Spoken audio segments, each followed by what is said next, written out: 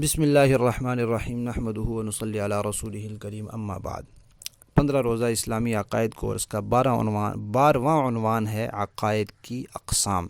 اسلامی عقائد کی دو قسمیں ہیں، ایک ہے قطعی اور ایک ہے ظنی۔ جن عقائد کا ثبوت یقینی درجے سے ہے ان کو قطعی عقیدہ کہتے ہیں اور اصولی عقیدہ کہتے ہیں، اور جن کا ثبوت پکا تو ہے، قابل اطمینان تو ہے، لیکن اس درجے کا نہیں ہے جس کو ہم یقینی درجہ کہہ لیں، ان کو ظنی عقیدہ کہتے ہیں۔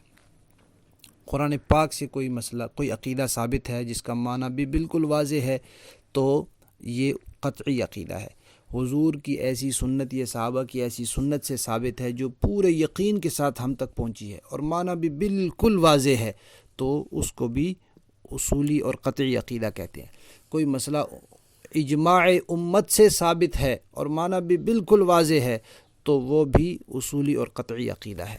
اور اگر کوئی مسئلہ اس درجے کے یقین سے ثابت نہیں ہے، اس کے معنی تو واضح ہے لیکن اس کا ثبوت میں اس سے تھوڑی سی کمی ہے، تو اس کو پھر کہتے ہیں ظنی عقیدہ۔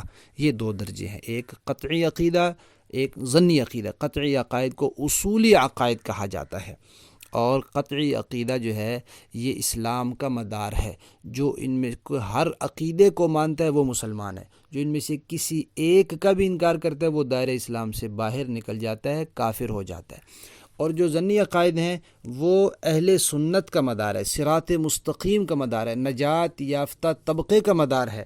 ان میں سے ہر عقیدے کو ماننا ضروری ہے، جو ہر عقیدے کو مانے گا وہ اہل سنت میں شامل رہے گا، اور جو کسی ایک عقیدے کا بھی انکار کرے گا وہ اہل سنت سے باہر ہو کر بدعتی، خراب عقیدے والا اور گمراہ ہو جائے گا، صراط مستقیم سے ہٹ جائے گا۔